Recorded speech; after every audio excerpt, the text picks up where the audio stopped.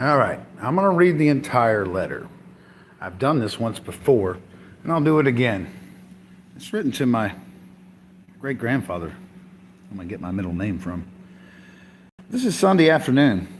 And you know what, guys? If you don't have the patience to sit through this, then you will never sift the nuggets from it. So I'm, again, putting this here for the record.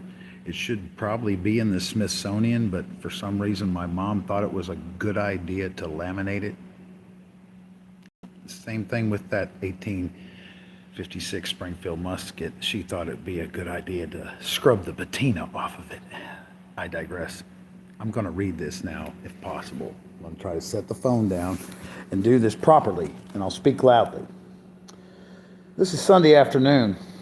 I had taken it for a holiday, and I was sleeping in my room so comfortably when an orderly called and informed me that the general required my presence at the office. This is how they wrote letters in the 1800s, guys, so deal with it. We don't write letters, we have text messages. Pretty soon we'll be going back to strictly emojis and hieroglyphics. I came over reluctantly, and while I have a few minutes, I will try to make up for my disappointment by indulging in the pleasure of a letter to you. Perhaps I shall not get to complete it, nevertheless I shall try, and if not finished today, we'll add on some more in a day or two. Just now, we are unusually busy. The general had no more than completed an exhaustive annual report when special reports were called for, on which he is now working. Of course, I take my part in it, and everything else is thrown temporarily aside. I do not know what has caused him all the commotion, but the War Department has suddenly become aware that Cuba is still on the map, and that the Army, as well as the Cubans, are wanting to know what is to be done here. General Wilson has distinct ideas, which he has been to place before the Secretary of War. He is one man in a million, and that is saying a great deal. I used to know a man named John Scott, an Englishman, who was the president of the Cincinnati Southern Railroad and afterwards of the Colorado Midland Railroad. I thought he was the smartest man I had ever known until I made the acquaintance of General Wilson, and now I know that he is not only a peer, but is a superior. And yet so ignorant am I, like nearly all of us, of the history of my own country, that I had never heard of Wilson before. But for that matter, how many people had heard of Admiral George Dewey before the day of the fight at Manila, when he made his guns ring his fame around the world and made himself acquainted with us all? I have no doubt that Dewey was just as great a man all the time as he is now, but he had not the opportunity to demonstrate it. Thus it is, we pass by hundreds of heroes day after day and lay them to waste in modern graves. That was my dyslexia and my ADD. Thus it is, we pass by hundreds of heroes day after day and lay them away in modest graves, simply because of the element of chance which might have made them famous never came into their lives. There is nothing particularly new to tell you about Cuba. The most remarkable thing in our department, which covers the two central provinces,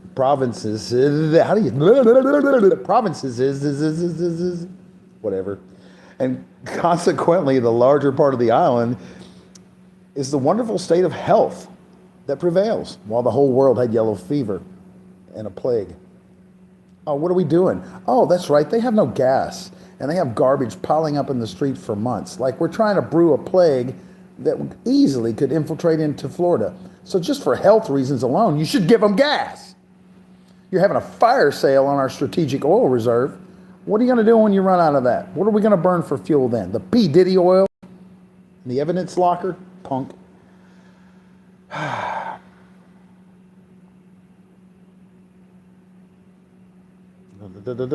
Sorry, I got... Anyway, consequently, the larger part of the island is the wonderful state of health that prevails here, not only with the troops, officers, Army, civilian employees, but the people also. We have about a 500,000 people. We have about a 500,000. She folded some of this when she laminated people to, I guess, deal with in their department. 10 or 12 cities, either as large and some larger than Santiago, and yet we have never lost a soldier with yellow fever. There have never been over half a dozen cases in the department since we came here in January. And in all that time, not a soldier, of which there were at one time about 7,000, has died in the Matanzas province from natural causes. He was a doctor, so was my great-grandfather. So this is what they were speaking of. Yeah, they were related. Should have shut off chat. I will later. And all the time it's not a soldier. Okay. And yet we never lost one with yellow fever. There have never been over half a dozen cases in the department since we came here in January. And in all that time, not a soldier, of which there were not one, at one time, about 7,000 has died in Matanzas province from that. So a pretty good concentration of troops right there. We'll just continue to listen. There were a few deaths among the troops in Santa Clara province before General Wilson assumed its control, but these were from disease contracted before coming to Cuba, and there had been none since. And believe me, it is something more than good fortune, this state of affairs. It is due to the direction of a man of genius, indeed, by an efficient staff of officers. General Wilson believes that in Cuba, at least at this time, that among the troops, cleanliness is ahead of godliness. And I'm sure he just meant that in jest.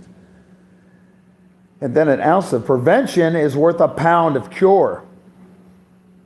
You hear that, Trump?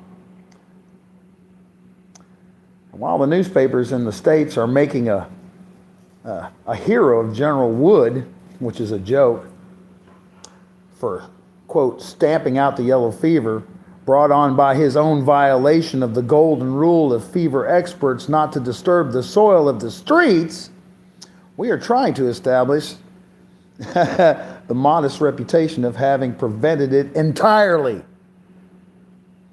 Already the worst, like I said, I read this during COVID. Already the worst is past. We think, and we do not look for an epidemic at this late date. Time alone, however, can tell. The town and cities are clean for once since their foundation, and I believe the average Cuban village is now cleaner than the average American's. Pay attention here. Since coming here, I have really wondered what would be the outcome in some of our dirty backyard towns if we had no cold winter to freeze out the germs of disease. Notwithstanding all the talk of the terrible rainy season, with the exception of one rather brisk rain about the 25th and a couple of slight showers 2 days preceding, we have had no rain in all of this department during the month of August. The corn crop is in a total failure from the drought. And the cane bids fare to be stunted. And something, if heavy rainfall does not reach it by this fall, basically it's done for. Yeah. After all, we had heard of this wet season. This may soon seem remarkable. I'm having a hard time reading this. Sorry, guys. After all, we had heard. It's very faded. It's old. It's from 1899. I guess it's a good thing she laminated it. Anyway, not really. Took away any intrinsic value, but it is a historical document in a way. But maybe you can extract something from it if I could just freaking read it. After all, we had heard of this wet season. This may seem remarkable, but what may seem more is the fact that with the exception of about 2 nights, there has not been a day since we came here when troops could not have made a full day's march and slept out overnight with some comfort, and that is Cuba. Just now, preparations are being made to take a complete consensus of the island, and it is expected that some arrangements, what is not known, will then be made for a kind of government for these people. We're breaching the same thing now. Why didn't we do it then? Ask yourself that question. And why Have we kept it under its thumb? Again, Colonel Lawrence Wilkerson was recently on a panel, and they revealed since we started enacting sanctions, embargoes, and the like, that's been responsible for the deaths of over 38, primarily women and children. And we want to call ourselves the world's policemen? What kind of squalor have we kept Cuba in for the entirety of its existence, and we didn't absorb it back then in 1899? Anyhow, they are able to govern themselves, I have never doubted. But whether they can live independently from an economic standpoint is a serious question. My opinion is that they cannot exist economically without free trade with the United States. Still a problem back then, was it? Nearly all the other sugar islands in the West Indies have been ruined by the fierce competition of bounty-fed European sugar. And Cuba must share the same fate sooner or later if she cannot get into the U.S. with her products free of duty. Of course, she ought to be annexed, but there are so many people who will object to this. Those who do not believe in are you ready for this? Those who, again, some of the stuff in this letter is going to be a little bit too much for you, and I'll leave out a few words. But if there are many people who will object to this. Those that do not believe in a Catholic race, those who think Cuba is a mass of ignorance, those who think we have already as much territory as we can govern, those who do not believe at all in expansion, those who think that Cubans are revolutionary and visionary like the other Latin races, and finally, one great political party who can see no good in whatever the other does, form a formidable array of objectors which this island has got to meet when she knocks at our door for admission. And then annexation just now is out of the question. The fourth paragraph of the joint resolution, which resulted in a war with Spain, distinctly declares that the interference of the United States is solely to establish a pacific condition here, and then leave the island and its government to the Cuban people. Our great nation does not declare the solemn facts and then go back on them. Well, sure we do.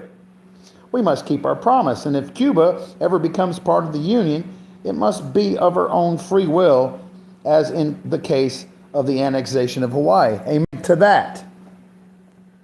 Final page.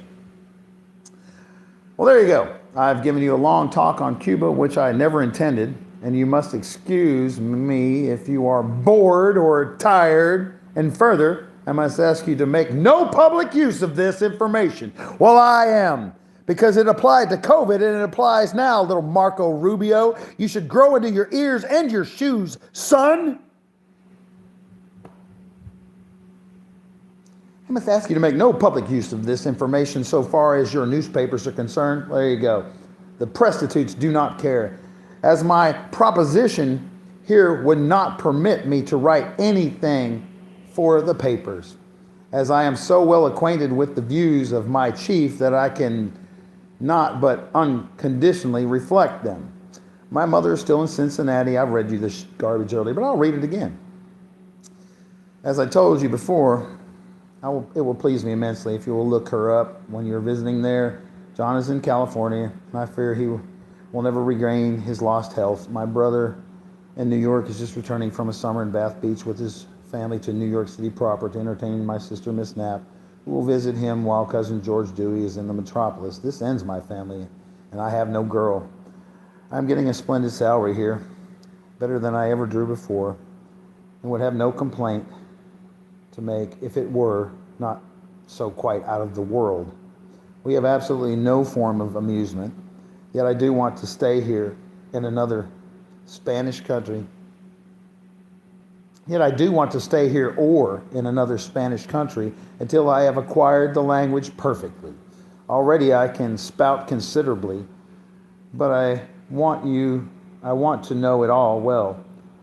I trust that you are gradually getting a foothold you so well deserve, and I wish you could be in a large city and afford to await a practice there. For when it comes, it means so much. Write me when you get an opportunity, which must be soon, and with my best wishes for all your health and prosperity. Faithfully yours. Anyway, Daddy Doc, the guy whose middle name I have, Victor.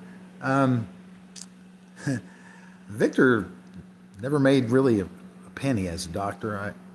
When he died in the 1800s, I guess you could say his patients still owed him on the books $7,000, which is a pretty sizable sum. But the way it worked back then is people would pay him when the crops came in. You understand?